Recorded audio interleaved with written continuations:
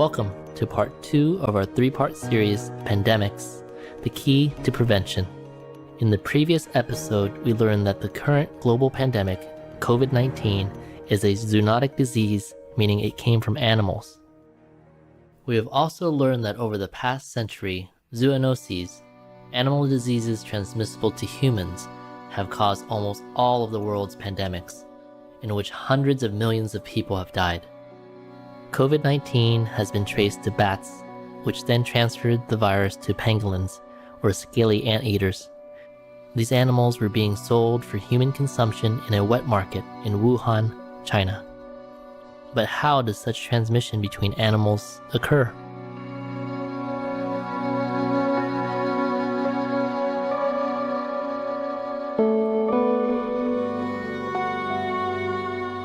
Dr. Peter Lee, an associate professor of political science at the University of Houston, an expert on China's wild animal trade, describes the conditions in a wet market. The cages are stacked one over another. Animals at the bottom are often soaked with all kinds of liquid, animal excrement, pus, blood, whatever the liquid they're receiving from the animals above. It is through these bodily fluids, Dr. Lee explains, that viruses can readily be transferred from one species of animal to another. But how are these viruses transferred from animals to human beings? Such transmission can occur in a number of ways, but the most common is when a human comes into direct contact with an infected animal, particularly with their bodily fluids. When an animal is slaughtered, blood, pus, excrement, and saliva are all excreted. Transmission can thus readily occur by handling an infected animal and then touching the eyes or nose, or through consumption.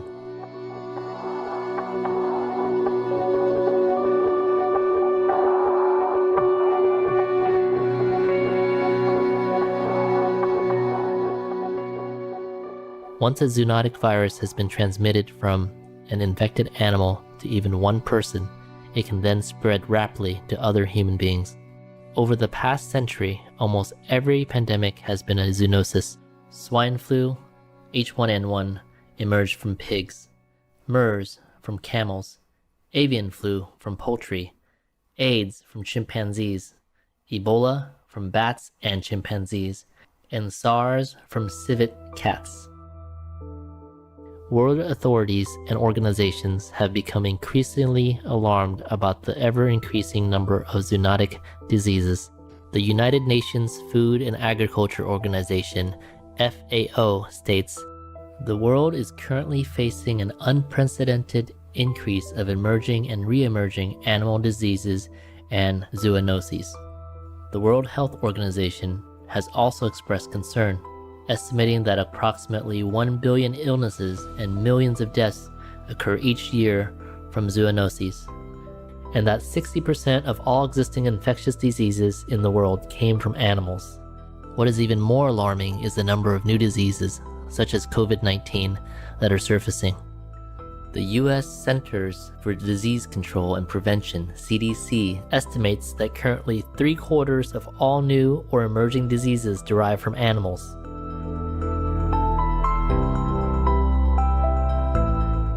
The World Organization for Animal Health, OIE, states, "Given the similarities between COVID-19 and the emergence of other human infectious diseases at the human-animal interface, the OIE is working to better understand the dynamics and risks."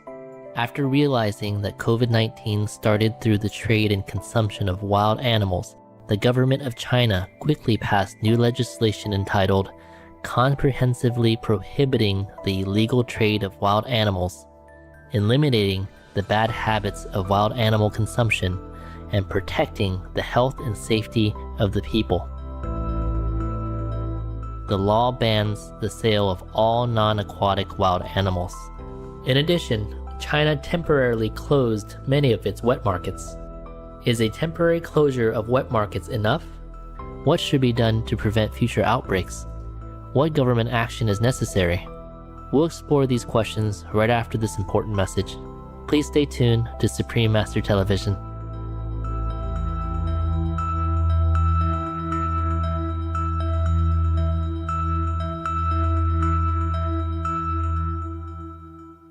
Noble viewers, welcome back to our program. As a consequence of COVID-19 pandemic, China temporarily closed some of its live animal markets, but did not ban them. Many believe far bolder action is required, even on a global level. These so-called wet markets, where live animals are slaughtered on site and sold for human consumption, exist not only in China, but can also be found in many other countries around the world, including the USA. New York City, for example, has an estimated 85 live animal markets, one of which sells as many as 100,000 live chickens during a festival weekend. Recently, activists gathered in New York City to ask city and state health officials to close these markets down. All live markets!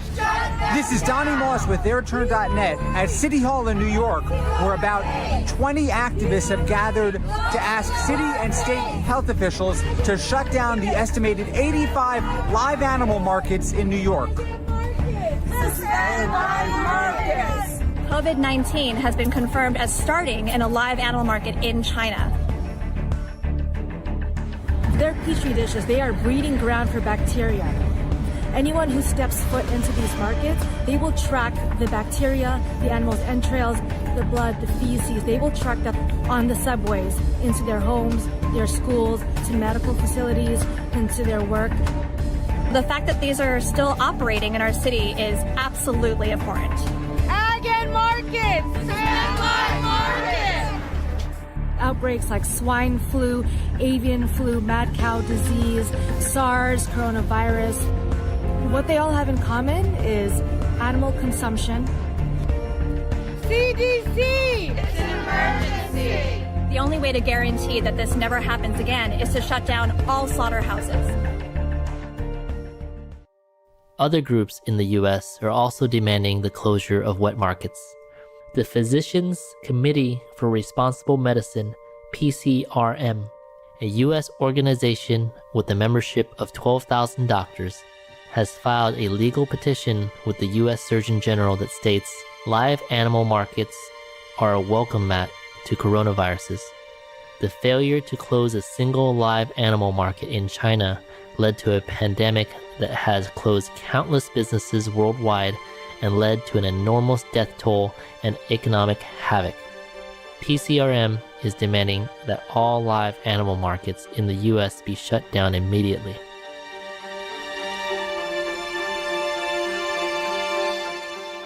They also recommend a shift to a plant-based diet.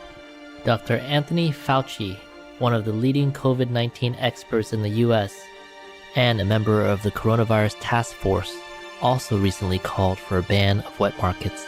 In an April 2020 interview with Fox and Friends, he stated, "I think we should shut down those things, wet markets, right away.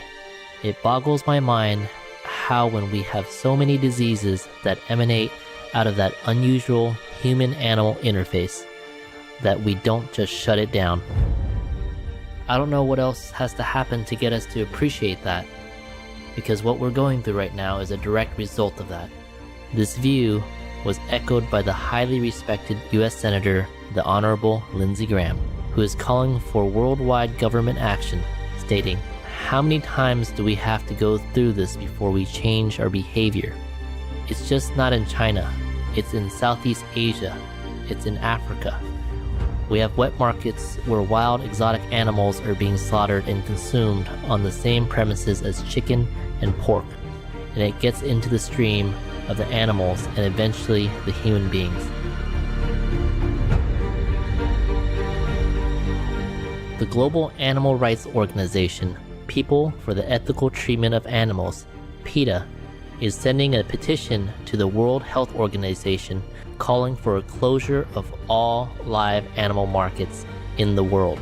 The petition states, "COVID-19 and SARS have taught us that immediately closing off these sources of infectious diseases is an absolute necessity, and doing so will help prevent future outbreaks, since live animal markets provide diseases with the perfect opportunity to spread from other animals to humans." But is a ban on the wild animal trade and a closure of all the live animal markets around the world enough? Supreme Master Ching Hai tells us it is not, and frequently reminds us that the true cause of all pandemics is meat consumption, as in a 2009 conference in Thailand.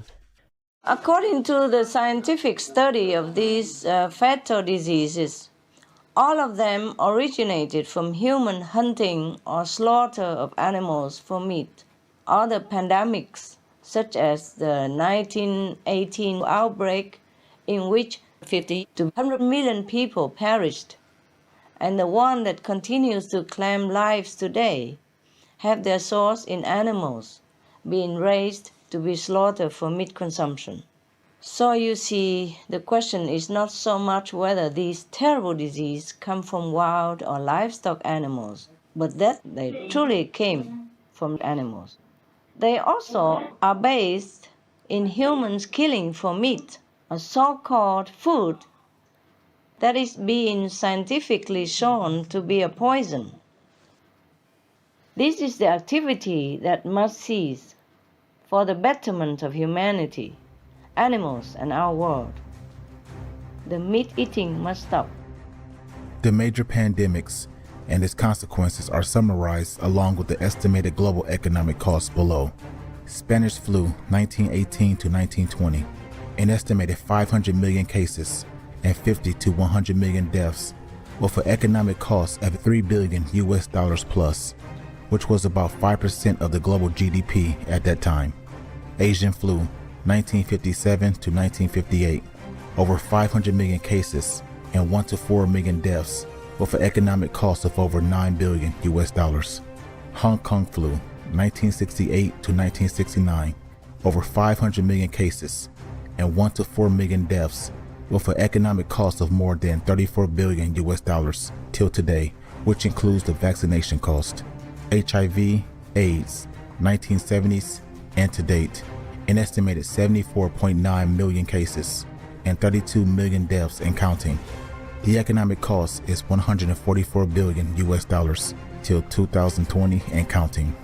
Ebola virus disease, 1976 and 2014 to ongoing, an estimated 34,593 cases and 15,239 deaths as of 2020 and counting, with an economic cost of at least $53 billion. Variant Creutzfeldt-Jakob disease, mad cow disease, 1986 to ongoing, 231 cases and counting, 100% of cases fatal, with an economic cost of at least $30 billion and counting. SARS, severe acute respiratory syndrome, 2002 to 2004, 8,098 cases and 774 deaths, 10% of cases fatal. The estimated economic cost is over $40 billion. Avian flu, 2003 to ongoing, 861 cases and 455 deaths and counting, 50% of cases fatal. The estimated economic cost is at least $1.9 billion and counting. Swine flu, 2009 to 2010, up to an estimated 1.4 billion cases and 575,000 deaths, with an economic cost of over $50 billion. MERS, Middle East Respiratory Syndrome, 2012 to ongoing, 2,506 cases and 862 deaths as of January 15th, 2020 and counting. 35% of cases fatal. The estimated economic cost is at least $10 billion and counting.